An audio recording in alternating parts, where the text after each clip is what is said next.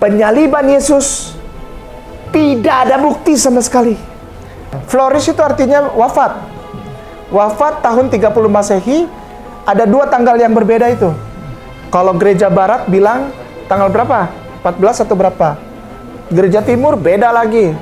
Santai Joseph Arimatea yang menurunkan mayat Yesus, mengapaninya, lalu memasukkan Yesus ke dalam kuburnya, katanya wafat tahun 30 Masehi. Udah. When did Jesus died sekarang? Ini wafat Yesus tanggal 3 April jam 3 sore tahun 33 Masehi.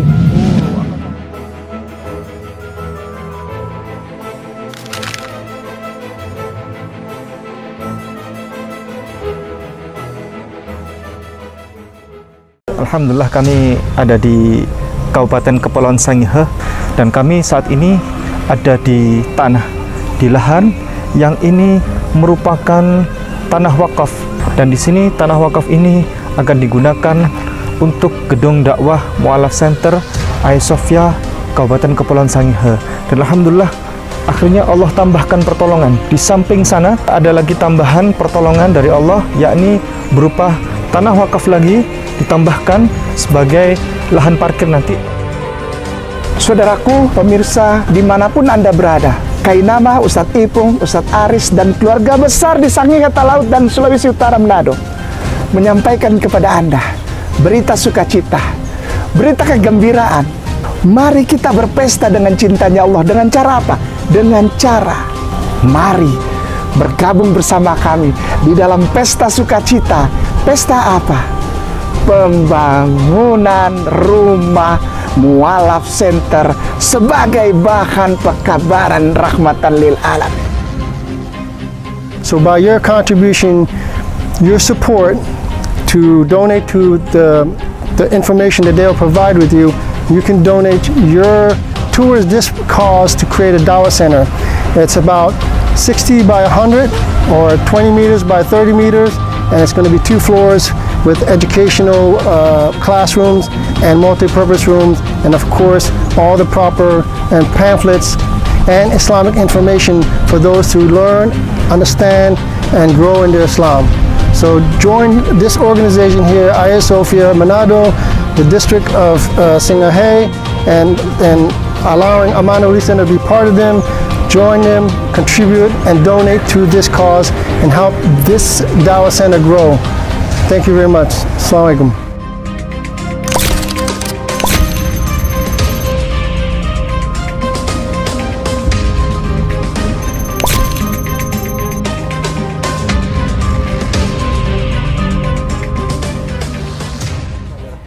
Assalamualaikum warahmatullahi wabarakatuh. Waalaikumsalam warahmatullahi wabarakatuh. Alhamdulillah pada siang hari ini kita bertemu kompak. Biasanya Trinitas, Tritunggal. Hari ini ada 4 kuartet ya? Kuartet Jaya. Ini kuartet Jaya, ini grup vokal. Grup vokalis dari Kristologi. Baik, alhamdulillah yang lalu ada salah sambung. Salah sambung begini ceritanya. Ada orang menghubungi istrinya Ustadz Aziz. Ini ceritanya serius ini. Dan saya juga, loh kok bisa begitu? Menghubungi istrinya Ustadz Aziz yang memang di sini itu adalah biasanya digunakan sebagai tempat katekisasi. Apa itu? Katekisasi untuk pensyahadatan di sini. Jadi pensyahadatan sekaligus penguatan iman, akidah Islam. Lah kok ada saudara kita Kristen, tetangga sebelah ini ada deket sini, nggak jauh dari sini, ada tetangga yang meminta agar anak-anaknya dibaptis di sini. Begitu, langsung diiyakan sama Ustadz Aziz. Oh, enggak apa-apa, suruh datang aja ke sini. Begitu. Ini ceritanya saya persingkat biar waktunya, soalnya durasi, habis ini ada kegiatan berikutnya. Jadi akhirnya dua anak Ustadz Aziz. Iya.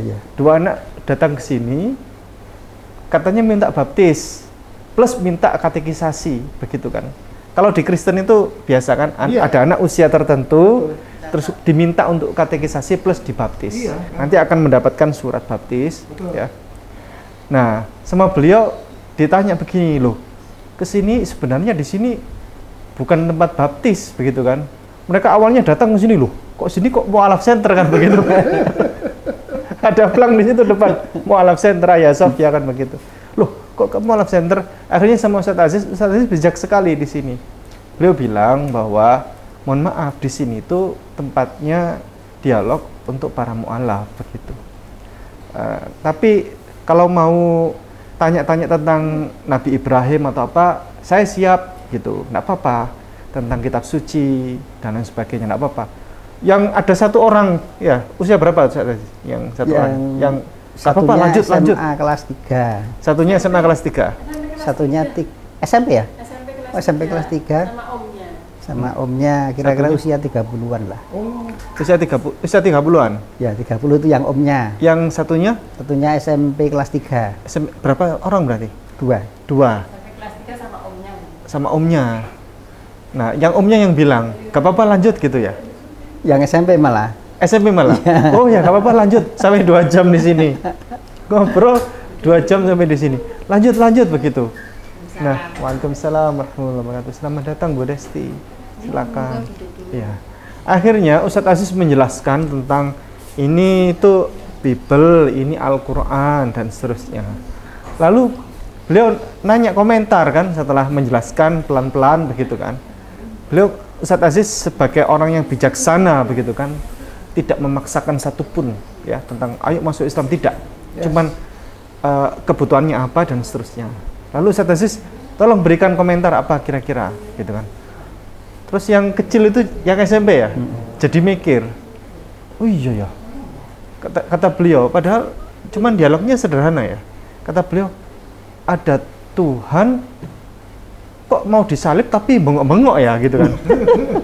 Bengok-bengok itu teriak-teriak. Ini bahasa Surabaya ini, bengok-bengok gitu kan. Ini mau disalib tapi kok bengok-bengok gitu kan. Nah, inilah yang sampai sekarang ya. Alat ini kan sebenarnya sering dipakai untuk memurtadkan orang Islam sampai kemana-mana, sampai ke pedalaman-pedalaman. Yesus disalib untuk menebus dosa umat manusia. Yesus, Anda yang percaya ya, orang-orang Islam ini yang percaya, Anda akan ditebus dosanya, Anda akan masuk surga, Anda akan dapat makan, Anda akan dapat dapat makan, masuk surga, dapat rumah dan seterusnya, kan begitu. Alat ini dipakai untuk memurtadkan orang Islam. Tapi sebenarnya ini senjata makan tuan. Sampai sekarang penyaliban Yesus Kristus ini menjadi, mohon maaf ya, tanda kutip, bahan yang menjadi pertanyaan besar nih. Seperti tidak masuk akal, membingungkan dan seterusnya.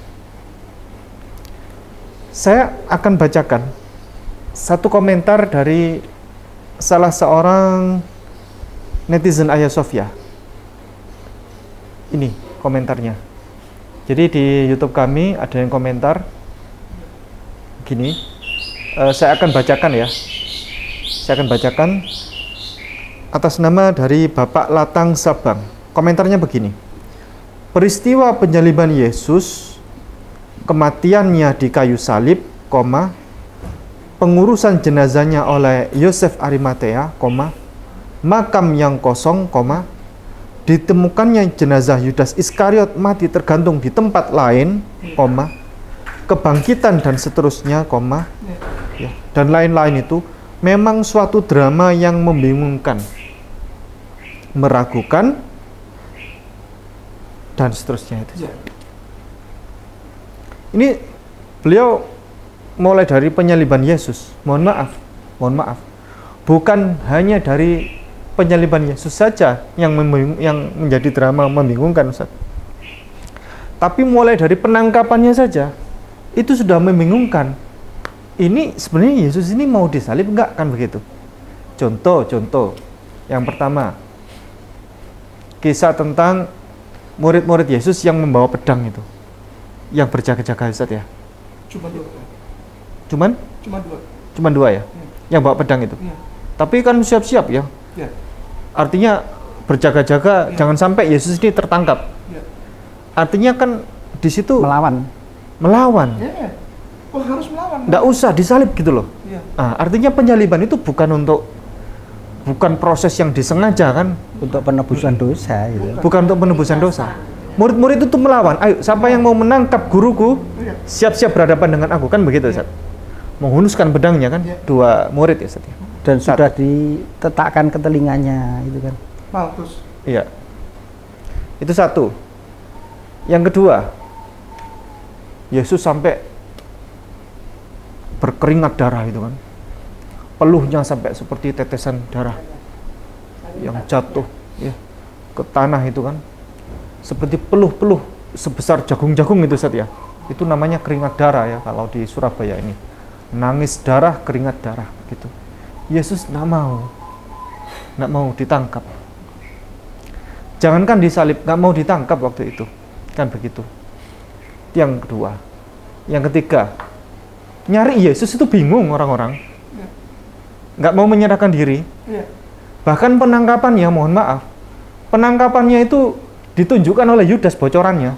Yang ini Yesus, dan itu pun belum tentu itu Yesus asli. Tapi orang-orang pasukan polisi Romawi itu mencari Yesus itu sampai bingung, ini kemana ini orang kan begitu kan, nggak mau, nggak jelas nih keberadaannya di mana, sampai nanya yang mana Yesus gitu kan. Artinya kalau Yesus itu memang sengaja mau menyalibkan dirinya untuk menebus dosa umat manusia, harusnya dia menyerahkan diri, loh, Ustaz ya, menyerahkan diri dengan bangganya. Ayo, siapa saja panitia penyaliban Yesus, saya sudah siap. Kan begitu. Atau tanpa ditunjukkan oleh Yudas Iskariot kan, yang ini Yesus ya, salam Rabi gitu kan. Nggak perlu kan, Ustaz ya. Yesus datang sendiri tiba-tiba, lalu Yesus menyerahkan diri dengan elegan. Baik, di samping saya semua ini adalah guru-guru pakar tentang penyaliban Yesus. Kalau siapapun di antara saudara-saudara semuanya, saudara-saudari, mahasiswa-mahasiswi yang sedang riset, mengajukan skripsi atau tesis atau disertasi tentang Yesus Kristus ya dan proses penyalibannya, silakan datang ke sini dengan senang hati, gratis ya, gratis. Pokoknya tentang penyaliban Yesus ini. Alamatnya? Alamatnya di Surabaya, hubungi kontak kami 08233 121 6100. Ya. Saya akan tunjukkan juga di mana saja di Jawa Timur ini, di Jawa Barat, di Jawa Tengah, patung-patung Yesus yang ada ceritanya dan seterusnya. Nanti kami siap mengantarkan dan seterusnya. Di Jember itu juga ada 3 patung ya. Yang kita berangkat itu di Malang. Di Malang. Ada lagi di Jember, Ustaz. Jember ada lagi. Di Jember itu ada kampung yang di situ mayoritas Kristen. Di situ ada taman, Ustaz, taman di desa itu. Kampung ini desa. Masuk ke dalam desanya. Nah, di situ ada 3 patung begini. Semuanya disalib. Ada patung Yesus, satunya yang kanan itu Gestas. Dismas, satunya kiri Gestas. Ya. Jadi 3 orang ini disalib. Begitu. Yang 2 ini disalib karena dosa. Ya. Katanya 2 orang disalib karena dosa, yang 1 orang ini disalib untuk menebus dosa. Tapi kok nggak rata, Ustaz ya? Apanya? Nggak rata. Harusnya 3 orang ini disalib untuk menebus dosa semuanya. Ya karena memang nggak pernah terjadi. Bagaimana mau rata? Baik, kepada Ustadz Kainama, pakar tentang riset penyaliban Yesus, dipersilakan. Syukran, Ustadz. Assalamualaikum warahmatullahi wabarakatuh. Waalaikumsalam. Alhamdulillah, assalatu wassalamu ala rasulillah wa ala alihi wa sahbihi wa atbaihi wa man wala. Asyhadu an la ilaha illallah wa asyhadu anna Muhammad Rasulullah. A'udzu billahi minasyaitonir rajim. Bismillahirrahmanirrahim. Wa may yabtaghi ghairal al-islam madinah fama yuqbala minhu wa huwa ilal akhirati minal khasirin. Sadaqallah wa sadaqallahul adzim. Wa sadiq Rasulullah Muhammad sallallahu alaihi wasallam. Sungguhlah ketika ada orang yang memilih serta memutuskan untuk memeluk agama selain Islam, maka di akhirat nanti mereka akan menjadi orang-orang yang merugi. Kenapa? semua kisah tentang peristiwa-peristiwa rohani dan keagamaan kenabian sebelum Rasulullah itu yang benar hanya Al-Quranul Karim dan Islam. Jadi sampai kapanpun begini, masalah penyaliban kita sempitkan, jangan melebar kemana-mana, kita sempitkan. Hari ini adalah kita soroti secara khusus peristiwa penyaliban. Mengapa sampai ada seorang netizen yang mengirimkan surat tersebut menyatakan bingung? Karena begini, kebingungan itu terjadi, sekali lagi, kebingungan tentang penyaliban terjadi bukan pada umat Islam. Umat Islam ingin mengupayakan agar bisa membuktikan kepada umat Kristen bahwa Yesus tidak disalib melainkan dicintai Allah, dimuliakan, diangkat ke langitnya Allah. Itu orang Islam pusing katanya sekarang, tertekan karena harus membuktikan. Ngapain pusing? Kita mah nggak pusing. Iya. Kita nggak pusing. Orang Islam malah disuruh membuktikan. Iya, orang Islam malah disuruh membuktikan. Kenapa kita nggak pusing? Karena memang ketika orang Islam disuruh membuktikan, maka kita bilang sama orang-orang Kristen itu, tidak ada satupun bukti Yesus disalib. Tidak ada bukti. Mana buktinya? Orang Islam mengatakan Yesus tidak disalib. Buktinya adalah tidak ada bukti bahwa Yesus. Orang Kristen tersudut. Sebetulnya itu aja. Dia bilang koinama, oh itu apa istilahnya, tidak qualified. Kainama itu apa, logisnya, pemikiran logisnya terbalik, logical fallacy dan sebagainya. Kainama itu apa? Tidak pernah ada orang yang bilang buktinya adalah tidak ada bukti. Loh, di pengadilan itu alibi itu adalah bukti bahwa tidak ada bukti. Alibi itu alibinya orang. Misalnya orang tertuduh, katanya orang punya lebih dari 2 bukti atau 2 bukti minimal. Kamu tertuduh, ternyata 2 bukti minimal itu tidak bisa dibuktikan, tidak ada bukti. Bebas dia. Betul. Orang-orang yang menertawakan saya bahkan sejak di Surabaya, waktu saya sama pendeta Esra Soru, sejak itu kata-kata saya itu nempel di otaknya orang Kristen. Iya. Pokoknya setiap saya tampil sama Hagia Sophia, mereka tulis di kolom komentar, ini nih orangnya yang bilang buktinya tidak ada bukti. Kenapa mereka selalu bilang itu? Karena itu menyiksa mereka. Itu bedanya Kainama sama yang lain. Sedikit tapi menyiksanya lama. Tersiksa orang Kristen sampai hari ini tersiksa. Kata-kata itu menyiksa mereka. Bukan cuma Pak Pendeta Esra Soru. Ya. Semua pendeta dan ahli teologi tersiksa kalau dengar kata-kata Kainama. Sedikit. Ketika saya di sana di hotel itu waktu debat, semua orang Islam, ini modelnya Ustadz K debat kok kayak gini ya? Iya. Ya nggak apa-apa, orang Islam banyak yang marah sama Kainama gitu kan. Bilang Kainama kalah, saya nggak pusing. Kainama bukan itu. Tapi gini, lihat nanti efeknya. Kainama tuh kayak obat, pahit. Nanti efeknya tuh lama gitu, menyiksanya tuh lama. Nah, efek siksaan dari Kainama itu sampai sekarang ternyata masih terbukti. Setiap orang Kristen pasti bilang, ini nih orangnya yang bilang Yesus tidak disalib. Buktinya mana? Tidak ada bukti. Tidak ada bukti. Dan mereka membawa ini ke ranah para teologikal yang tinggi. Dan tidak ada satu orang teologikal pun. Tidak ada satu orang pun ahli teologi, petinggi Kristen, baik itu Kristen Katolik, yang mampu membuktikan satu bukti saja. Satu bukti saja. Sekali lagi, satu bukti saja. Historical evidence. Bukti historis. Yesus disalib. Tidak ada yang bisa. Karena sampai sekarang tidak ada. Orang pasti lihat, oh kitab Matius, Markus, Lukas, Yohanes, kitab Kisah Para Rasul. Come on.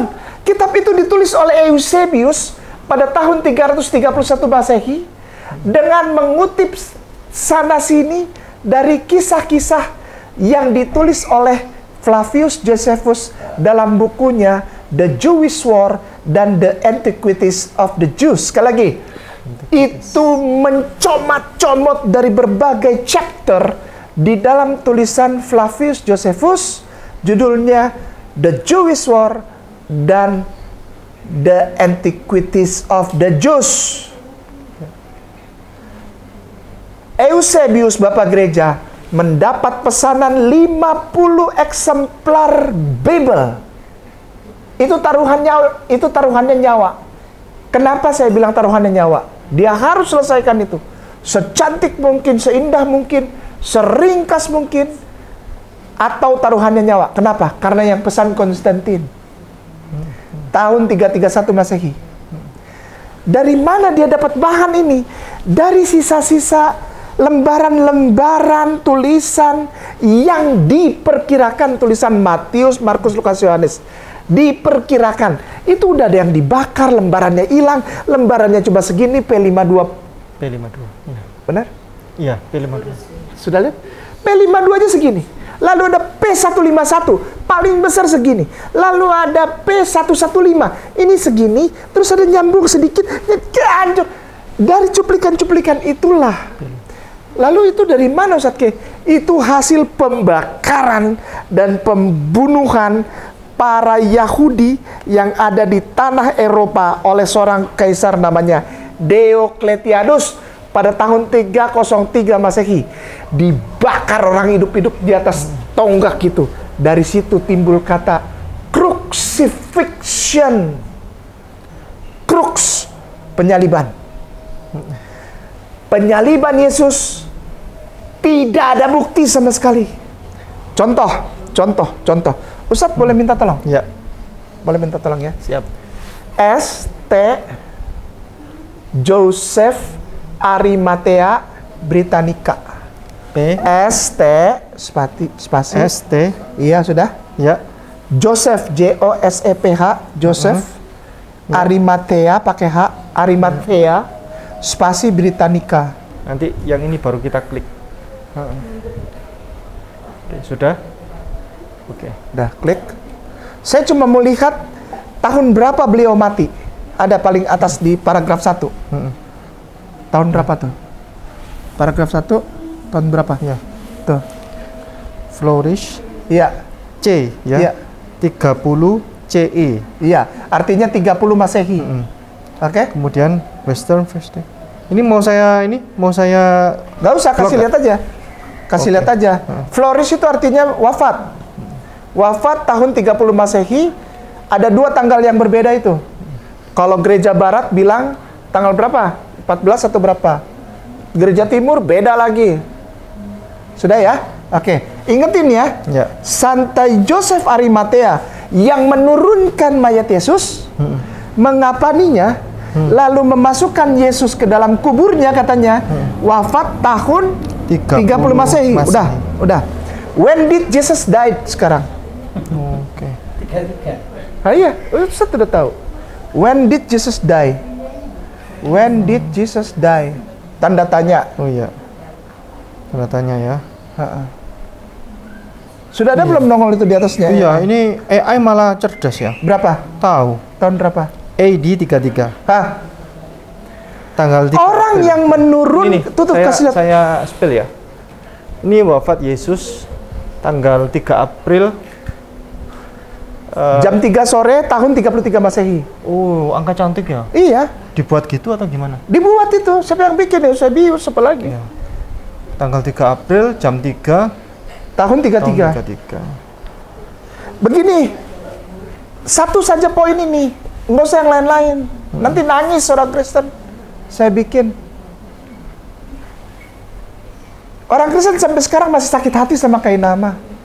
Yesus tidak disalib, buktinya mana Kainama? Tidak ada bukti. Kenapa? Yang menurunkan dia dari salib udah mati tahun 30, 3 tahun sebelumnya. Ini masuk akal nggak sih? Ini masuk akal nggak sih? Yang kedua, Golgota tidak pernah ada. Golgota tidak pernah ada. Sekali lagi, Golgota. Lalu pengakuan Pilatus Pontius tentang penyaliban dan sidang Yesus palsu. Sekali lagi, pengakuan Pontius Pilatus mengenai sidang dan penyaliban Yesus palsu. Kenapa? Karena akta Pilati tertulis di dalam The Gospel of Nicodemus dan itu adalah palsu. Demikian Ustaz. Alhamdulillah. Ustaz K udah selesai. Kita kuartet ya, vokalis band ini. Kuartet. Ustaz Aziz.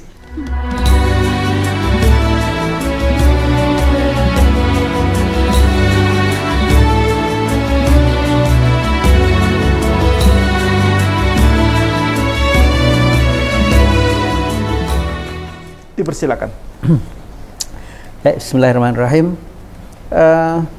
Kalau saya berpegangnya dari Al-Quran ya, kalau nggak salah itu ada ayat yang mengatakan kalau itu sebuah berita, sebuah kitab suci ya, itu kalau datangnya bukan dari Allah, lawajadu fihi ikhtilafan katsira, di dalamnya tentu akan terjadi ikhtilaf, perbedaan, pertentangan yang sangat banyak.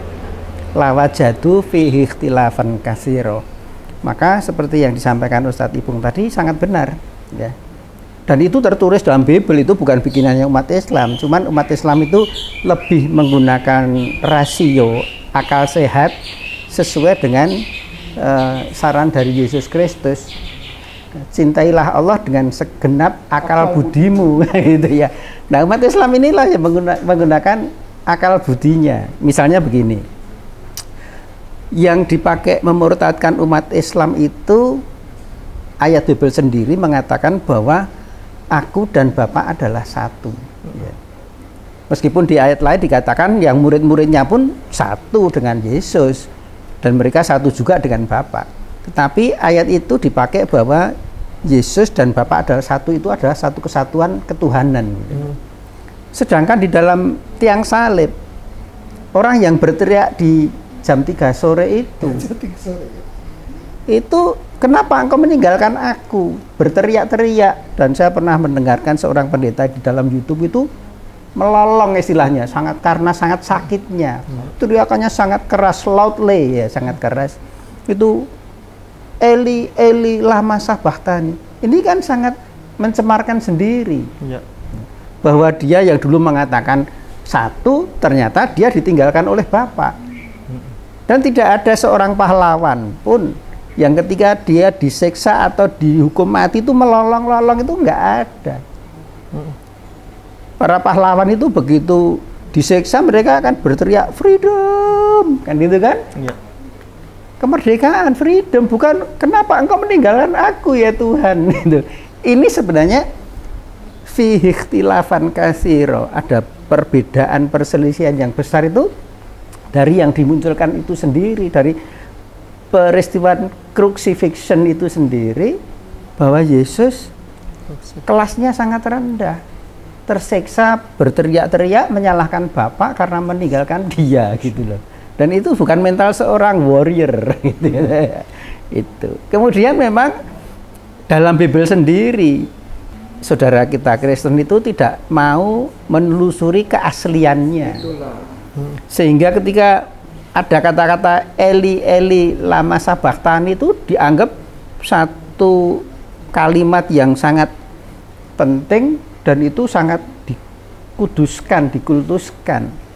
Nah, kalau dilihat sepanjang Bible Perjanjian Baru pun belum pernah Yesus menyebut Sang Bapa dengan Eli. Iya.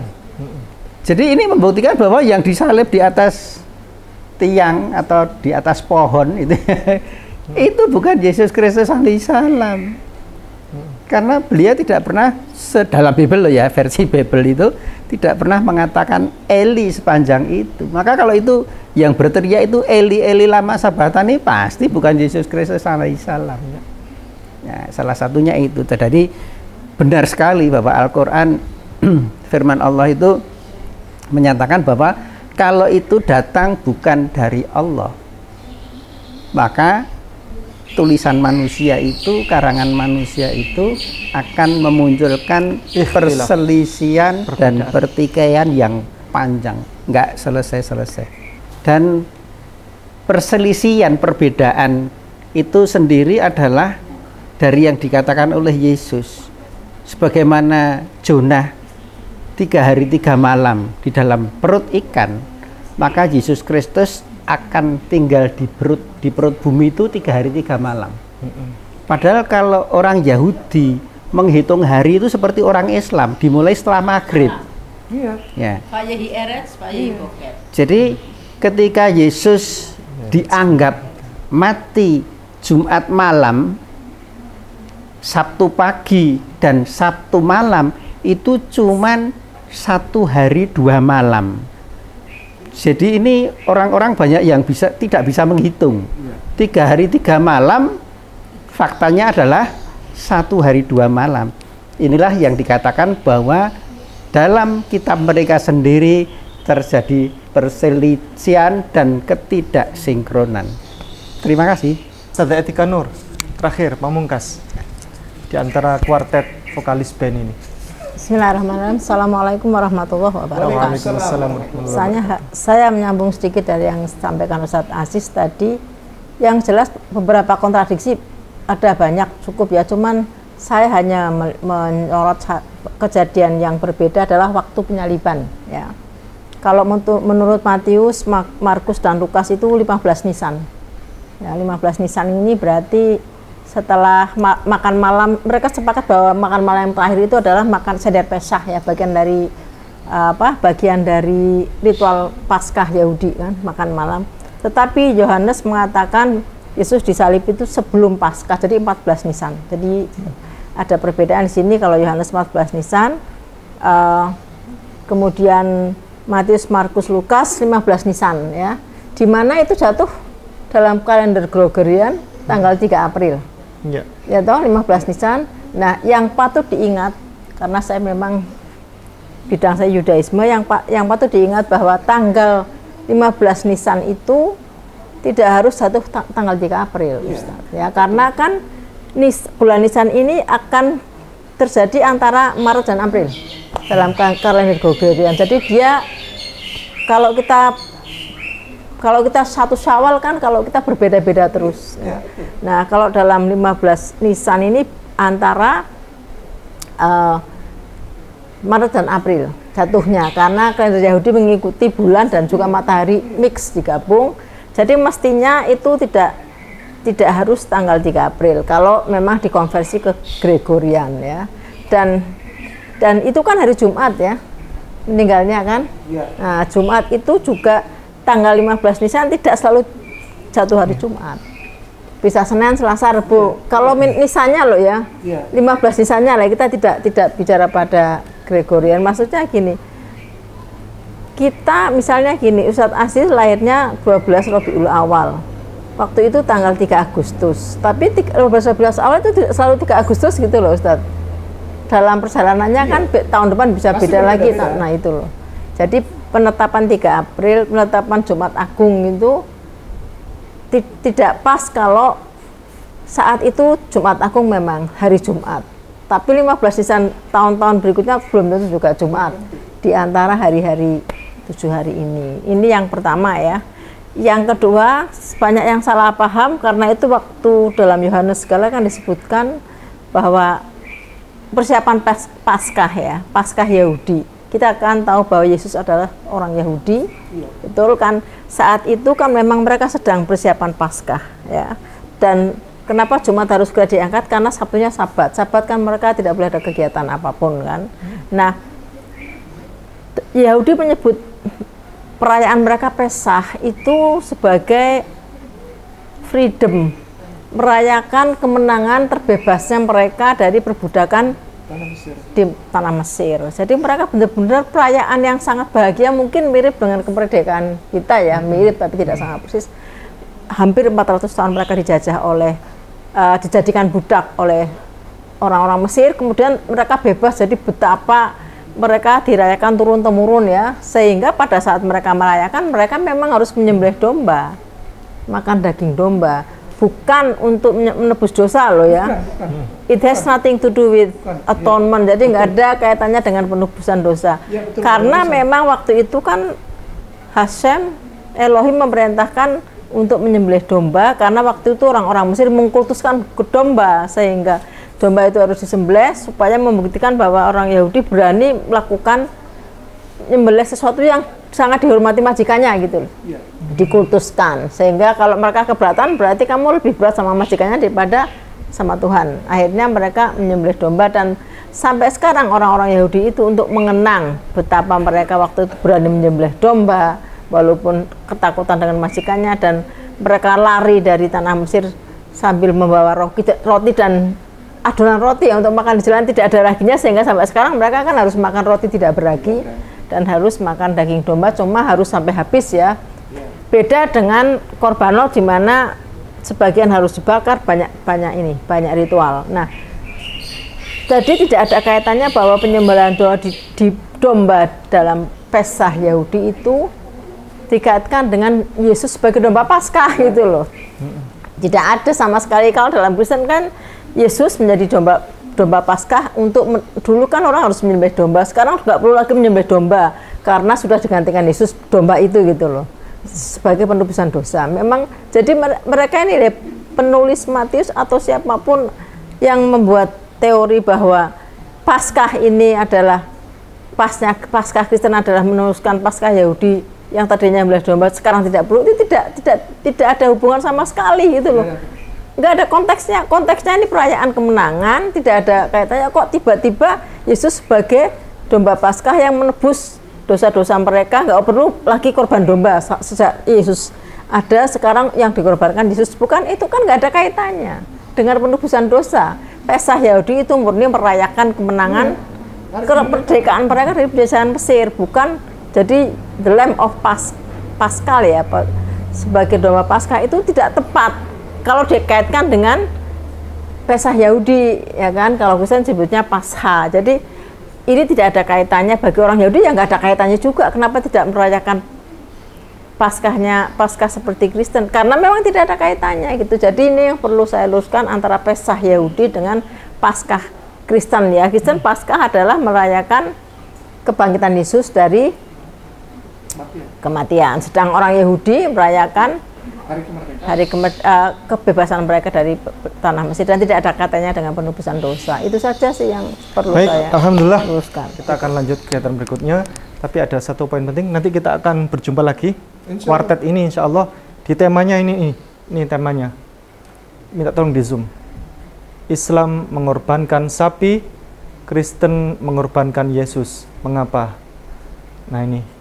Jadi ini ada dalilnya. Jadi tolong ini jangan di ini ya, jadikan penistaan agama Anda, karena ada dalilnya. Silakan buka saudara kita Kristen, Bible menuliskan bahwa 1 Korintus pasal 5 ayat 7, Yesus Kristus disembelih untuk dikorbankan bagi orang-orang Kristen. Jadi memang benar kalau ini kita akan bahas ini Ustaz. Iya, boleh. Islam mengorbankan sapi, Kristen mengorbankan Yesus. Mengapa? Baik. Yahudi korbanot. Terima kasih banyak. Barakallahu fikum. Assalamualaikum warahmatullahi wabarakatuh. Buat Ananda Jesslyn Tialestari.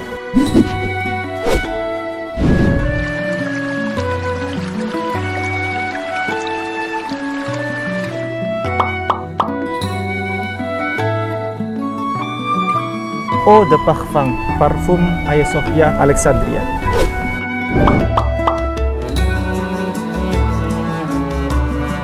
Ini untuk kayak Alexandria ya. Kalau ini kayaknya kuat ya. Kayaknya kalau di baju juga bisa sampai udah dicuci juga masih tahan kayaknya. Kalau yang Alexandria ini enak banget soalnya baunya tuh mirip mint, citrus mint, tapi yang masih ada woody-woodinya gitu. Ini tahannya berapa jam, Pak? 8 sampai 12 jam.